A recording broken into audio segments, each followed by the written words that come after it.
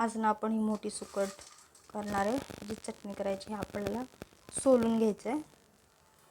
आपल्याला फक्त त्याचे तोंड मोडायचे. ते स्वच्छ साफ करून घेते. अगोदर पूर्ण साफ करून घेतली आहे मी. एवढा कचरा निघाला आहे. त्याचे फक्त तोंड काढलेले सोलून घेतलेत आणि अशा प्रकारे मी ते पूर्ण साफ करून घेतलेले आहे. कोळंबी कढई ठेवली आहे. गॅस चालू केला आहे. आता ह्या कढईमध्ये ना ह्या जवळ ही मोठी सुकट ना भाजून घ्यायची आहे. अगोदर चांगली भाजून घ्यायची आहे आणि भाजून झाली की स्वच्छ धुवून मग त्याची चटणी बनवायची. आता ही भाजून झाली आहे. आता ही आहे ना प्लेटमध्ये काढून घ्यायची आपल्याला.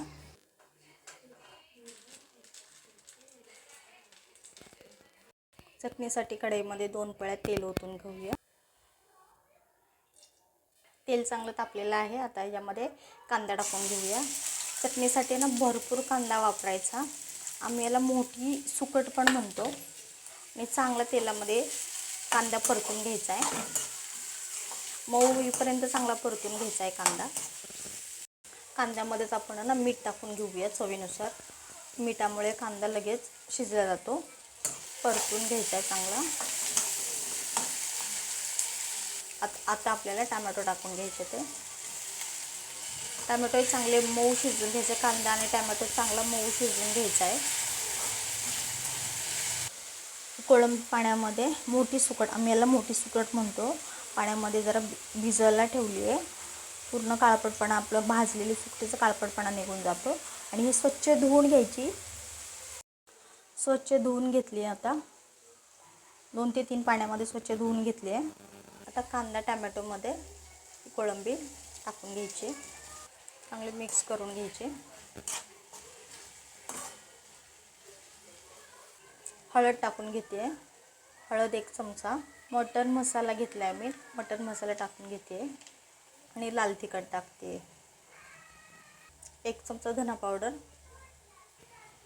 चांगली परतून घ्यायची मसाल्यामध्ये. थोडंसं पाणी टाकून घ्यायचं आहे. सुकट शिजण्यासाठी झाकण ठेवून वाफ काढून घेऊ. शिजवून देऊया. बघा आता चांगलं तेल फुटलेलं आहे. मस्त चांगलं तेल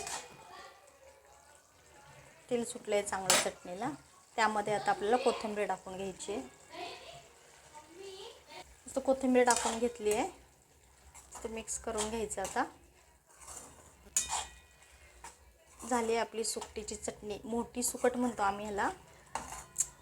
मस्त पदार्थ बनवायचे रोज रोज. भाकरी चपाती सोबत खायचे. मस्त खायचं आणि स्वस्थ राहायचं. आवडलं असेल तर लाईक करा.